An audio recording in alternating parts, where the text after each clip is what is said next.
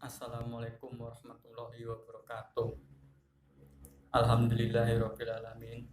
Wassalatu wassalamu ala asrofil anbiya'i wal mursalin wa ala alihi wa sahabihi ajma'in. Pertama-tama dan yang paling utama, mari kita panjatkan puji dan syukur kehadirat Allah Subhanahu wa Ta'ala yang telah memberikan nikmat dan kesempatannya kepada kita semua. Selanjutnya, sholawat serta salam kita haturkan kepada Nabi kita, Nabi besar Muhammad Sallallahu Alaihi Wasallam, yang telah membawa kita dari zaman jahiliyah menuju zaman yang penuh dengan ilmu pengetahuan seperti sekarang ini.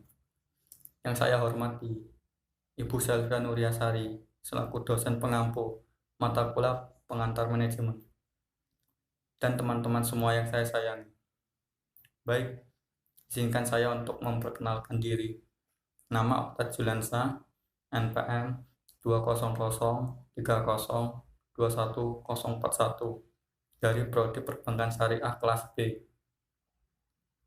Di sini saya akan mempresentasikan materi tentang faktor-faktor desentralisasi, keuntungan dan kerugian desentralisasi. A. Konsep dasar sentralisasi dan desentralisasi. Pada umumnya, disepakati bahwa sentralisasi merujuk pada sejauh mana pengambilan keputusan terkonsentrasi pada satu titik di dalam organisasi. Konsentrasi pengambilan keputusan yang tinggi bermakna tingkat sentralisasi yang tinggi. Sebaliknya, konsentrasi yang rendah menunjukkan tingkat sentralisasi yang rendah pula, atau dapat disebut desentralisasi. Sentralisasi berkaitan dengan penyebaran kewenangan untuk mengambil keputusan di dalam organisasi. Kekuasaan untuk mengambil keputusan dapat dilakukan karena yang bersangkutan memiliki wewenang untuk melakukan hal tersebut. Wewenang untuk mengambil keputusan dapat bersifat formal karena posisi atau kedudukan dalam organisasi atau berdasarkan mandat yang melekat pada jabatan atau posisi yang bersangkutan. Sentralisasi adalah seluruh wewenang terpusat pada pemerintah pusat. Daerah tinggal menunggu instruksi dari pusat untuk melaksanakan kebijakan-kebijakan yang telah digariskan menurut undang-undang. Menurut ekonomi manajemen, sentralisasi adalah memusatkan semua wewenang kepada sejumlah kecil manajer atau yang berada di suatu puncak pada sebuah struktur organisasi. Desentralisasi, pendelegasian wewenang dalam membuat keputusan dan kebijakan kepada orang pada level bawah atau daerah.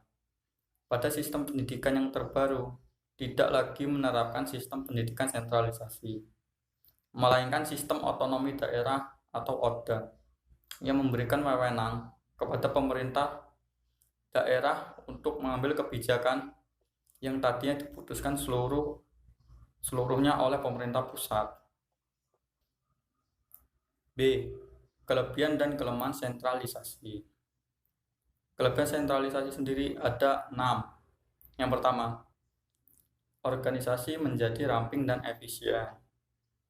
Yang kedua, perencanaan dan pengambilan organisasi lebih terintegrasi. Yang ketiga, peningkatan resource sharing atau berbagi sumber daya dan sinergi. Yang keempat, pengurangan redundancy dan fasilitas lain. Yang kelima, perbaikan koordinasi. Yang keenam, pemusatan ekspertis atau keahlian.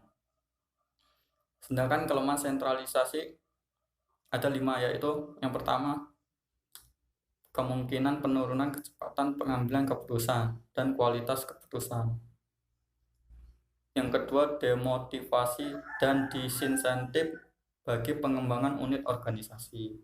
Yang ketiga, penurunan kecepatan untuk merespon perubahan lingkungan.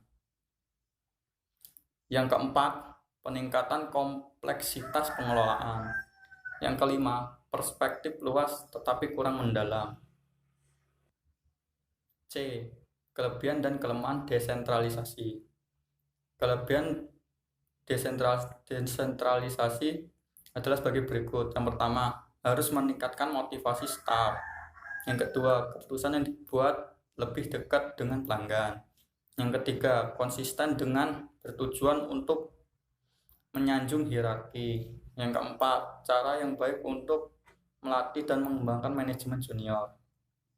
Sedangkan kelemahan desentralisasi ada dua. Yang pertama, pengambilan keputusan tidak selalu strategis. Yang kedua, sulit untuk mencapai kontrol keuangan yang ketat atau resiko biaya. D. Dampak positif dan negatif desentralisasi. Dampak positifnya yaitu dari segi ekonomi. Dari segi ekonomi banyak sekali keuntungan dari penerapan sistem desentralisasi.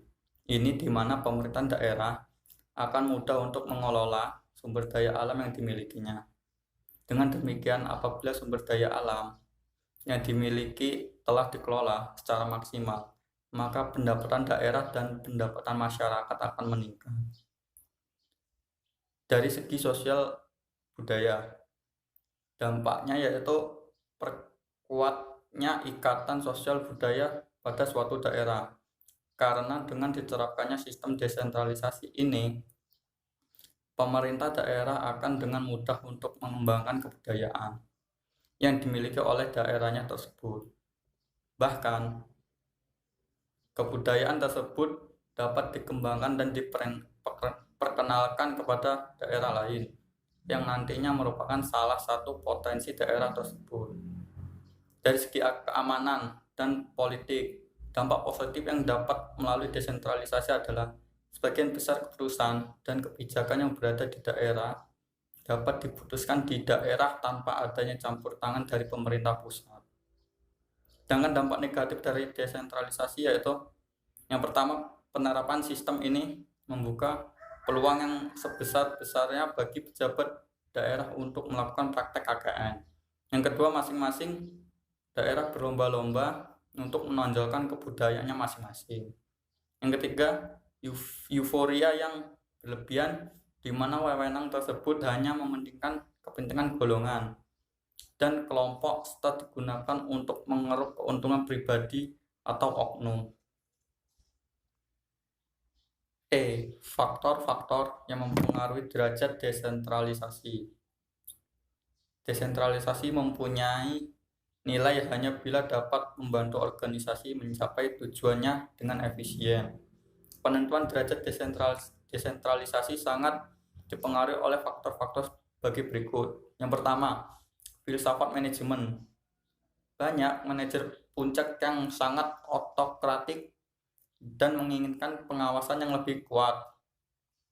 Hal ini akan mempengaruhi kesediaan manajemen untuk mendelegasikan wewenangnya. Yang kedua, ukuran dan tingkat pertumbuhan organisasi. Organisasi tidak mungkin efisien bila semua wewenang pembuatan keputusan ada pada satu atau beberapa manajer puncak saja. Yang ketiga, strategi dan lingkungan organisasi. Strategi organisasi akan mempengaruhi tipe pasar, lingkungan teknologi, dan persaingan yang harus dihadapinya. Yang keempat, penyebaran geografis organisasi. Pada umumnya, semakin menyebar satuan organisasi secara geografis, organisasi akan cenderung melakukan desentralisasi karena pembuatan keputusan akan lebih sesuai dengan kondisi lokal masing-masing. Yang kelima, tersedianya peralatan pengawasan yang efektif. Organisasi yang kekurangan peralatan efektif untuk melakukan pengawasan tingkat satuan tingkat bawah akan cenderung melakukan sentralisasi bila manajemen tidak dapat dengan mudah memonitor pelaksanaan kerja bawahnya. Yang keenam, kualitas manajer. Desentralisasi memerlukan lebih banyak manajer berkualitas karena mereka harus membuat keputusan sendiri. Yang ketujuh, keanekaragaman produk dan jasa. Makin beraneka ragam produk atau jasa yang ditawarkan, cenderung melakukan desentralisasi.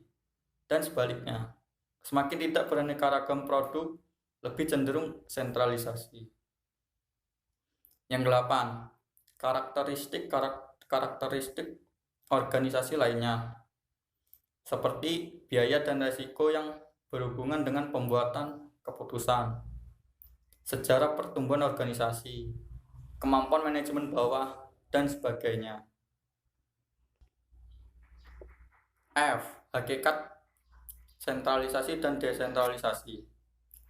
Sentralisasi dan desentralisasi sebagai bentuk penyelenggara negara adalah persoalan pembagian sumber daya dan wewenang. Pembahasan masalah ini sebelum tahun 1980-an terbatas pada titik pertimbangan sumber daya dan wewenang yang ada pada pemerintah pusat dan pemerintah di bawahnya. Dan tujuan baik dari pertimbangan ini adalah pelayanan negara terhadap masyarakat. Seperti telah diketahui, pemahaman dan tujuan baik semacam itu adalah dipandang ketinggalan zaman. Saat ini desentralisasi dikaitkan pertanyaan apakah prosesnya cukup akuntabel untuk menjamin kesejahteraan masyarakat lokal. Semata birokrasi untuk pelayanan tidak cukup untuk menjamin kesejahteraan masyarakat. Bahkan sering merupakan medium untuk melencengkan sumber daya publik. Kontrol internal lembaga negara sering tak mampu untuk mencegah berbagai macam pelanggaran yang dilakukan pejabat negara. Karena takut dianggap tidak political correct, banyak orang enggan membahas peran pusat dan daerah secara kritis. Kini sudah saatnya proses pembahasan dibuka kembali dengan mempertimbangkan fakta-fakta secara lebih jujur. Dalam penyelenggaraan negara selalu ada aspek dan definisi baru tentang peran pusat dan daerah. Misalnya, globalisasi akan meningkatkan kembali campur tangan pusat di daerah di sisi-sisi tertentu. Karena itu, desentralisasi dan sentralisasi dapat terjadi bersamaan pada aspek-aspek berbeda. Kesimpulan dari materi yang saya sampaikan adalah, berdasarkan uraian di atas, pengertian sentralisasi adalah memusatkan seluruh wewenang atas segala urusan yang menyangkut pemerintah kepada tingkat pusat. Dan pengertian dari desentralisasi adalah pelimpahan wewenang dari pemerintah pusat kepada satuan organisasi pemerintahan di wilayah untuk menyelenggarakan segenap kepentingan setempat dari sekelompok penduduk yang mendiami wilayah tersebut. Dampak-dampak yang ditimbulkan oleh sentralisasi dan desentralisasi terbagi dua, yaitu dampak positif dan negatif. Dampak-dampak tersebut dapat dirasakan oleh masyarakat dalam bidang ekonomi, sosial budaya, dan keamanan politik, yang semuanya itu berpengaruh dalam kehidupan bangsa Indonesia. Mungkin cukup sekian presentasi yang dapat saya sampaikan. Semoga hasil presentasi yang saya sampaikan ini bisa bermanfaat bagi kita semua. Jika ada kekurangan dan kesalahan kata, saya mohon maaf. Akhirul kalam, subhanaka Allahumma wa bihamdika, asyhadu an la ilaha illa anta, astaghfiruka wa atubu ilaik. Wallahul muwaffiq ila aqwamit thoriq. Wassalamualaikum warahmatullahi wabarakatuh.